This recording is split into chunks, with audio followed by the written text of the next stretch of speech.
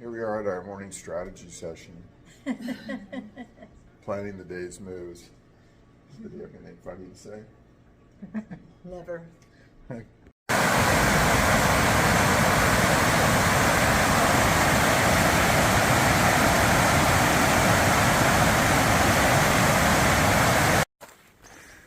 Okay, at it again this morning, and we're knocking off a short section, something like 1.8 miles just to the north of Nantahala Outdoor Center, and then we're gonna go up the trail and do another 7.7 miles.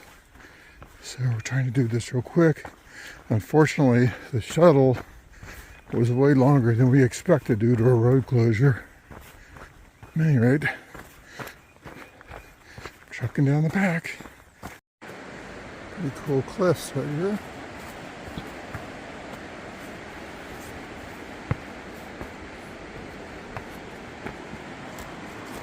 Down there is the Nantahala River.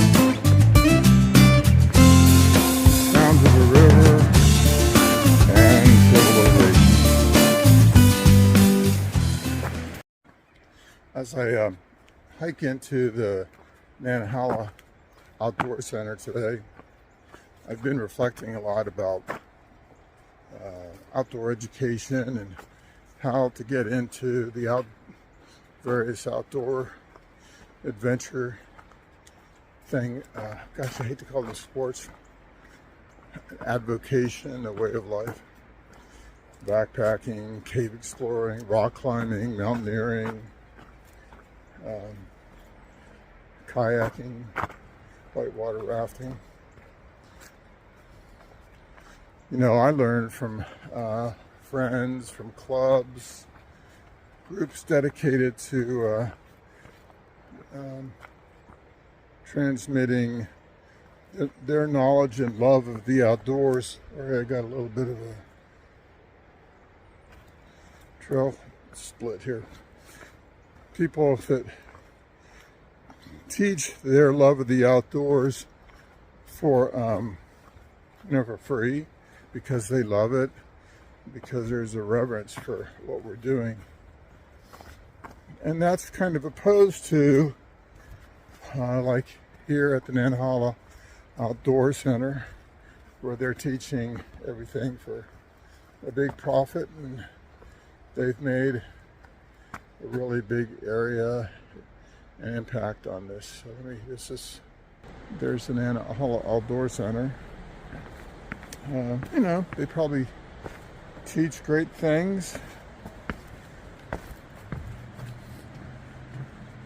and get people into the outdoors that wouldn't have the opportunity to otherwise. Nice train track.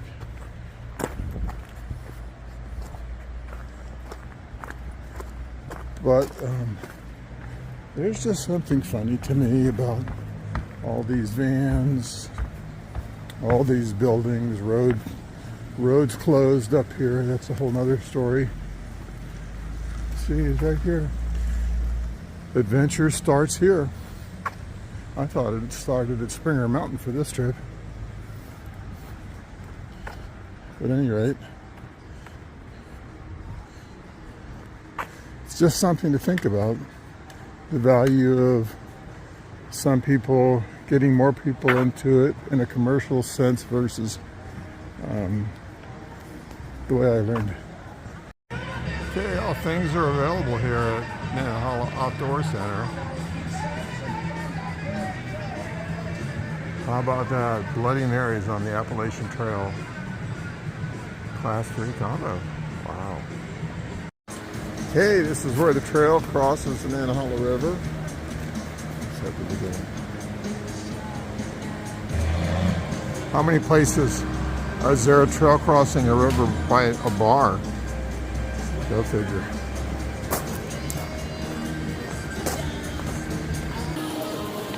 What do we got?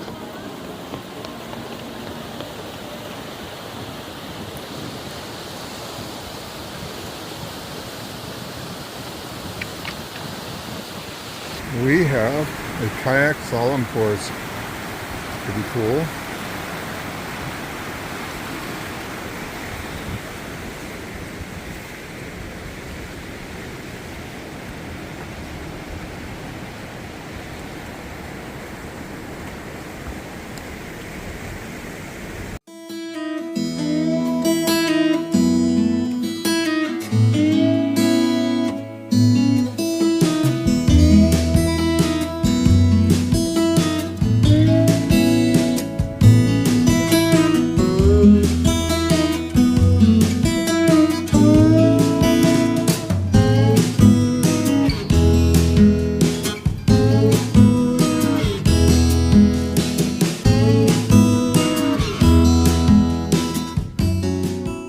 So there's been quite a change in the geology since we left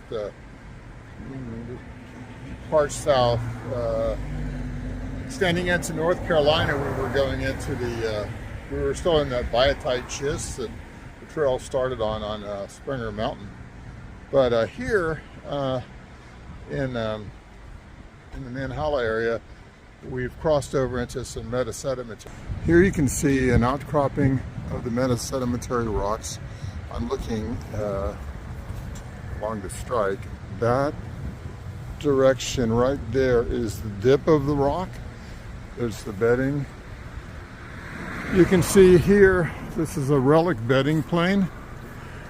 The steepest angle down the rock is the dip, what we call the dip. So I've drawn on the rock here this symbol which shows the strike and dip of the rock. This is the steepest angle that you can go down the bedding plane, and this line here represents a horizontal line, or like this elevation equals this elevation, so it's a level line. So this is called the strike and this is called the dip. At any rate, it's quite interesting, the change in the rock. These were once sedimentary rock deposited in a shallow ocean offshore that were then compressed through high temperature and pressure into a metamorphic rock. At one time it was a shale, and now it's something near a slate, but it's probably even harder than most slates. There's bedding over here. Interesting. This is a Brunt compass that I just so happen to have on the backpack. It's a main tool of geologists, and I can measure strikes and dips this way. This is saying that this is referencing to north 35 degrees east, or just 35 degrees east. And the dip,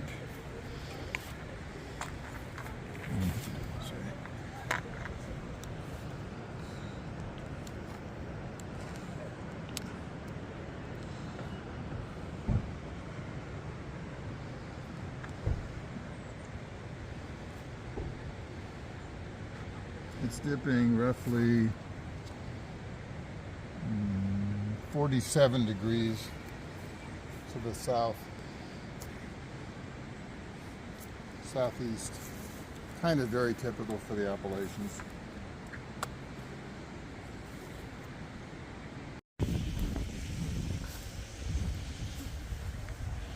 Okay, hackers, bye-bye.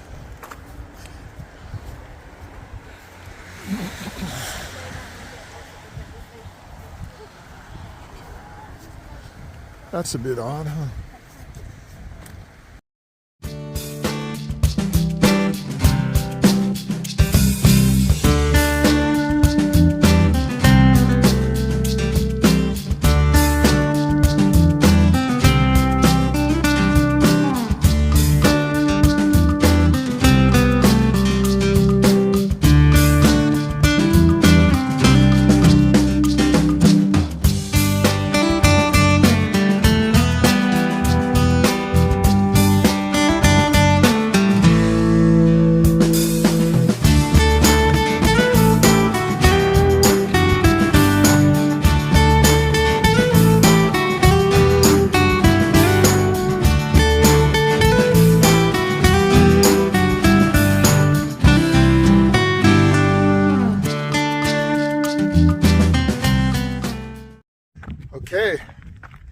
I'm leaving Yellow Creek Gap at NOBO mile 158.5.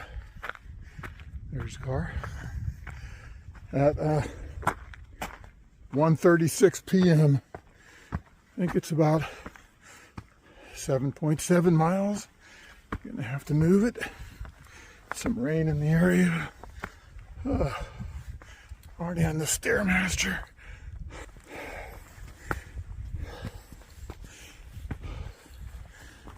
So I flew the drone a few minutes ago. Looked like the cloud ceiling was about 200 feet higher.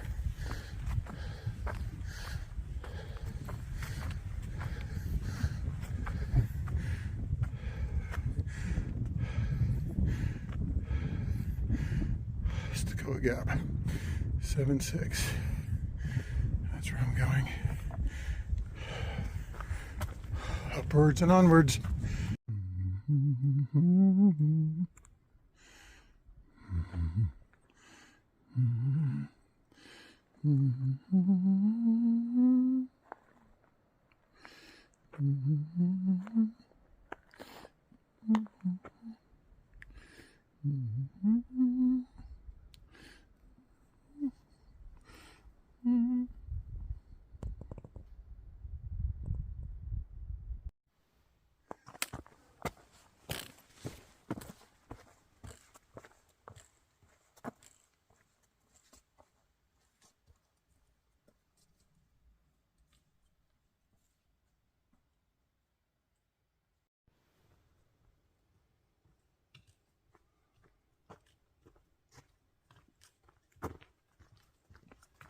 How's it going? Howdy.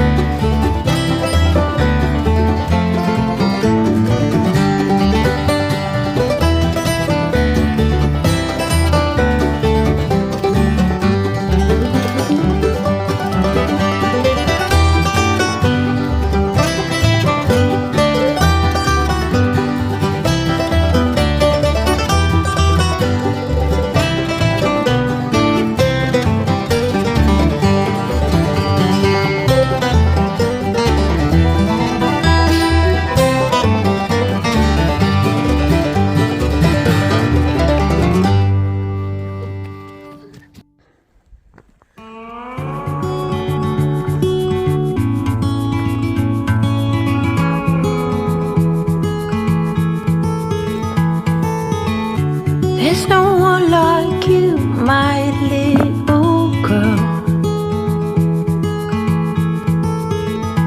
Your eyes so blue under those brown curls.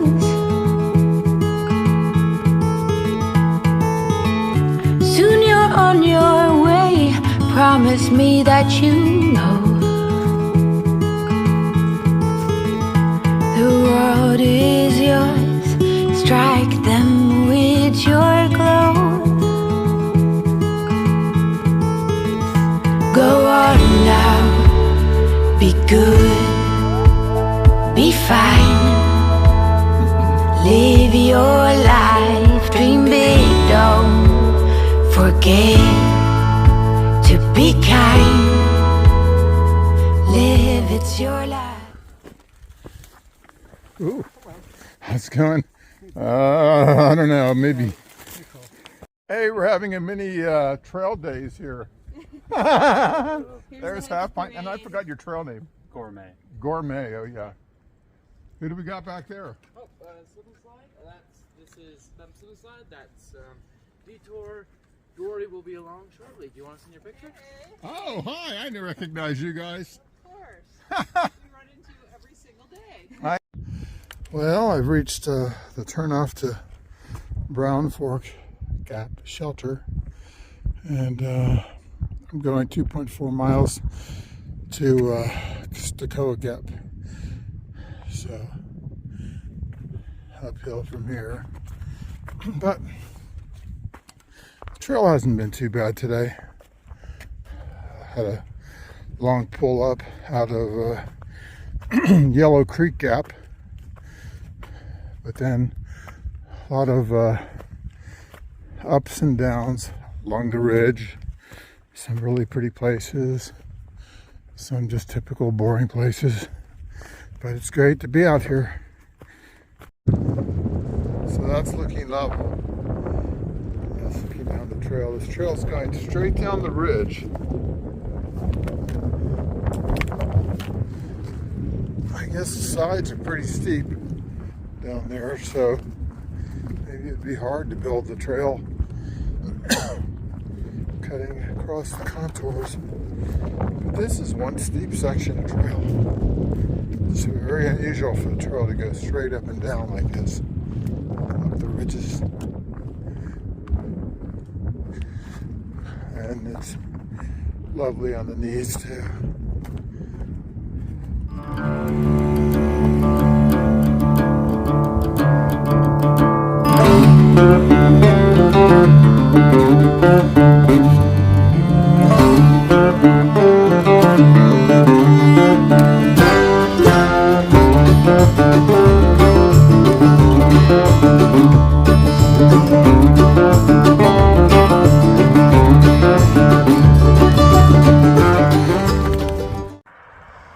Okay, coming into Stecoah Gap here. See, there's some road construction which changed the trail route a bit. Looks like a contracting company built the trail. Oh boy, talking about a stairmaster here. Gotta be the best designed stairs on the trail. Alright, this is the end of my big section today. Maybe I can talk the girls into doing another couple miles here and there.